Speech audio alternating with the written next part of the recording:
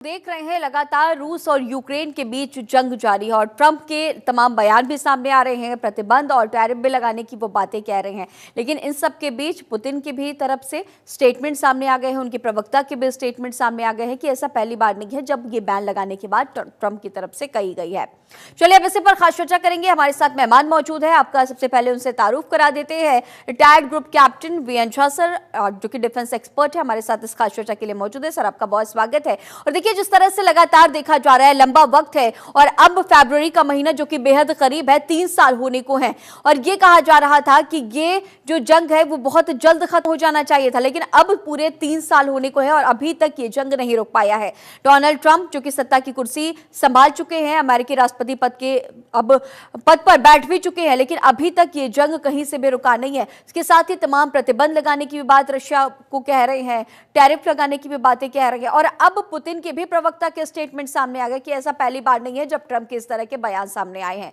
वो उन्होंने साफ तौर पर कहा है कि जेलेंस्की को पहले तैयार किया जाए और फिर हमसे इन चीजों को लेकर के वार्ता की जाए, हम समानता के साथ ही वार्ता की मेज पर पहुंचेंगे। तो इस तरह के तमाम स्टेटमेंट, डोनाल्ड ट्रंप का अब अगला रुख क्या कुछ हो सकता है? सर, गुड इवनिंग गरिमा, और आपके सारे दर्शकों को भी हमारा नमस्कार।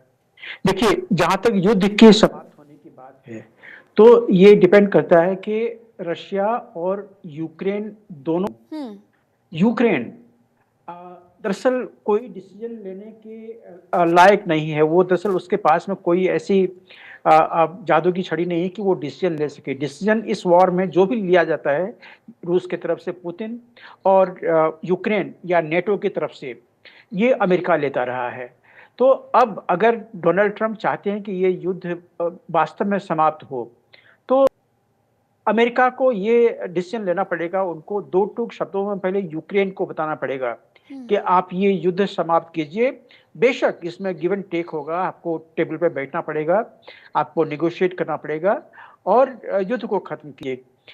इसमें क्या समस्या है कि पिछले साल एक समय ऐसा था जबकि रशियन प्रेसिडेंट पुतिन ने कहा था कि हम इस युद्ध को समाप्त करने के लिए, सीज फायर के लिए हम तैयार हैं। लेकिन जिन शर्तों पे सीज फायर को समाप्त करने के लिए वो तैयार थे, वो यूक्रेन उस पर राजी नहीं था। यूक्रेन कहता था कि हम अपना एक भी इंच जो है वो रशिया को नहीं जाने देंगे, यहाँ तक कि क्राइमिया वो भी मुझे वापस मिलना चाहिए। और ये उसको भड़काने, मतलब शब्द तो उनके नहीं थे, शब्द कहलाने वाले या तो नेटो थे या फिर यूरोपियन नेशंस थे। तो इस तरह से सीज फायर या निगोशिएशन होती है, वो नहीं होती है। ये आगे ऐसा निगोशिएशन नहीं चलेगा।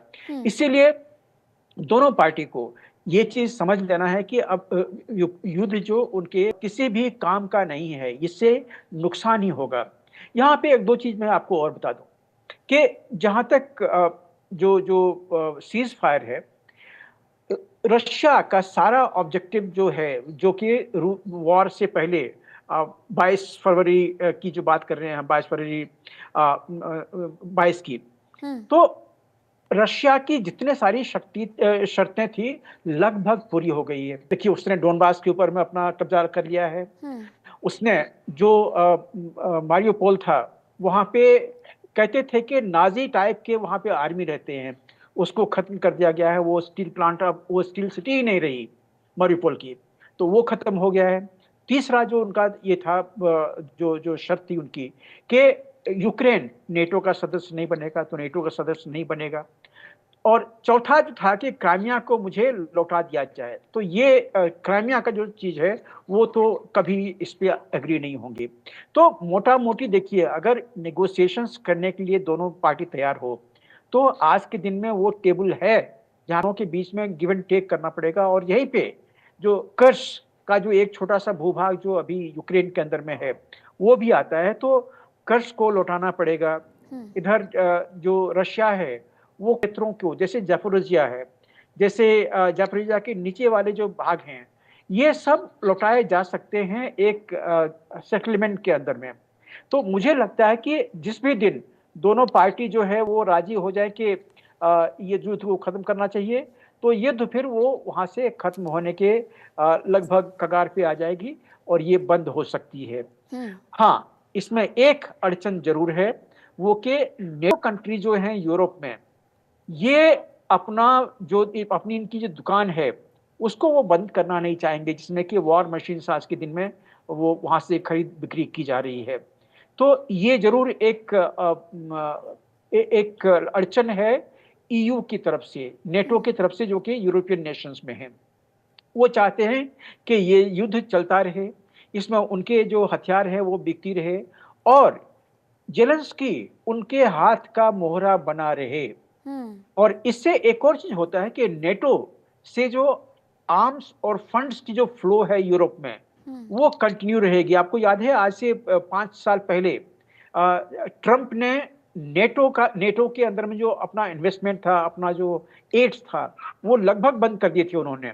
और हम्म। उन्होंने काफ़ी बड़ी धमकी दी थी कि नेटो के जितने यूरोपियन नेशंस हैं, सबको अपने जीडीपी का 2% या 2.5% जो है, वो वॉर मशीन्स में, वो डिफेंस में लगाना पड़ेगा, तभी ये चल सकता है। तो ये बहुत सारी विडंबनाएँ हैं जिसके ऊपर कि आज यूक्रेन और रशिया का युद्ध जो है वो खड़ा है और इसमें हम्म। कहीं न कहीं एक सॉफ्ट स्टैंड लेना होगा। हम्म। एक नेगोशिएटर को, मीडिएटर को हम्म। एक ज़रूर रहना होगा। वो मीडिएटर चाहे चाहे ट्रंप ही हों, हम्म। ट्रंप ही दोनों पार्टी को एक साथ में बुला के बात करवाएँ या फिर और कोई जो न्यूट्रल माने जाते हैं दोनों तरफ से, जैसे भारत है एक। हम्म। भारत को ये रोल दिया जा सकता है और कुछ और नेशंस हैं हम्म। जो ये युद्ध खत्म हो जाए।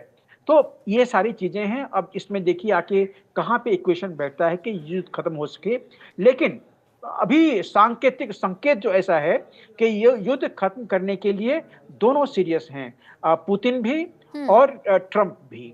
हम्म। मुझे लगता है कि अगर दोनों अगर चाहते हैं तो ये युद्ध ज़रूर खत्म हो जाएगा। सर, अब देखिए, अगर हम बात करें दोनों देशों की अर्थव्यवस्थाओं की, क्योंकि जिस तरह से लगातार आंकड़े भी सामने आते रहे हैं, फॉरेन मीडिया की तरफ से तमाम जानकारियां सामने आती रही हैं कि दोनों ही देशों को बड़ा नुकसान हो रहा है। हालांकि यूक्रेन एक छोटा सा देश है, तो ऐसे में उनकी जानकारियां बहुत ज्यादा खुलकर के सामने आ रही है, लेकिन रशिया में भी इस जंग के दौरान तमाम तरह की मुश्किलों का सामना रशिया को भी करना पड़ता रहा होगा। और जिस तरह से ट्रंप ने भी बयान दिए थे हाल के दिनों में कि जो महंगाई है वो रशिया में लगातार बढ़ती जा रही है, तो अगर एक अर्थव्यवस्थाओं पर अगर नजर डालें तो कितना बड़ा असर देखा जा रहा है, और अब 3 साल होने को है। गरिमा, देखिए अर्थव्यवस्था का जहाँ तक सवाल है, तो यूक्रेन बहुत छोटी सी अर्थव्यवस्था थी हम्म। और मतलब रशिया के सामने में वो कुछ भी नहीं था। हम्म। भारत तो खैर बहुत बड़ा अर्थव्यवस्था है, लेकिन हम्म। जहाँ तक रशिया और यूक्रेन का कंपैरिजन है, तुलना है, वहाँ पे रशिया के सामने में यूक्रेन कुछ भी नहीं है। एक और चीज़ मैं आपको थोड़ा-सा बताना कि जो इन्फॉर्मेशंस वहाँ से आ रही हैं, हम्म। ये वेस्टर्न मीडिया के थ्रू आ रही है, याद रखिएगा। और वेस्टर्न मीडिया इसको हाईली फ़िल्टर करके हम सबों को देती है। जितने हम्म। वीडियो आते हैं, जितने फ़िगर आते हैं, हम्म। आपने ओपनिंग एड्रेस में कहा था कि रूस के लगभग 7 लाख सैनिक मारे जा चुके हैं। दरअसल ये फ़िगर जो हैं, हम्म। ये प्रोपेगेंडा वॉर, आप जानते हैं कहीं भी जब लड़ाई होती है उसमें प्रोपेगेंडा वॉर जो है वो चलता ही रहता है। और उसी प्रोपेगेंडा का जो वेस्टर्न प्रोपेगेंडा है, उसका हिस्सा ये था कि रूस के 7 लाख लोग मारे गए। नहीं, अनुमान ऐसा है कि लगभग यूक्रेन के 1.5 से पौने 2 लाख लोग मारे गए हैं और रशिया के 50 से लेके 70 हम्म। लाख 70,000 के आसपास में लोग मारे गए हैं। सैनिक की बात कर रहा हूँ मैं। हम्म। ये भी याद रखना पड़ेगा कि रशिया के पास में कुछ गैर सैनिक भी थे, जैसे चेचन फोर्सेस के कमांडर थे, हम्म। कुछ लोग जो भाड़े पे आते हैं वो भी थे, वो दोनों तरफ में हैं।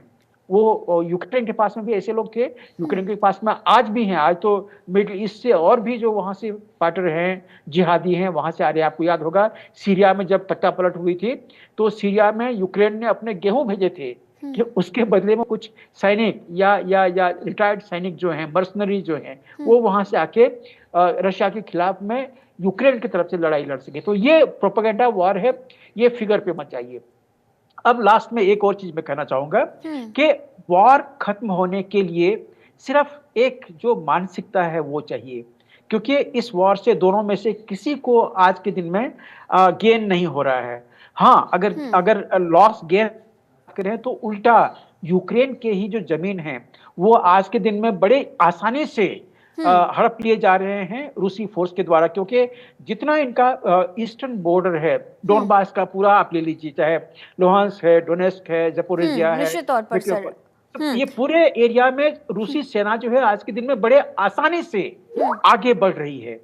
तो निश्चित तौर पर ये सर, जो जिस तरह से कहा जा रहा है और आंकड़े भी जिस तरह से सामने आ रहे हैं वो काफी अलग है और वास्तविकता से। समय कम है सर, आपका हमारे साथ इस खास चर्चा में बने रहने के लिए बहुत शुक्रिया।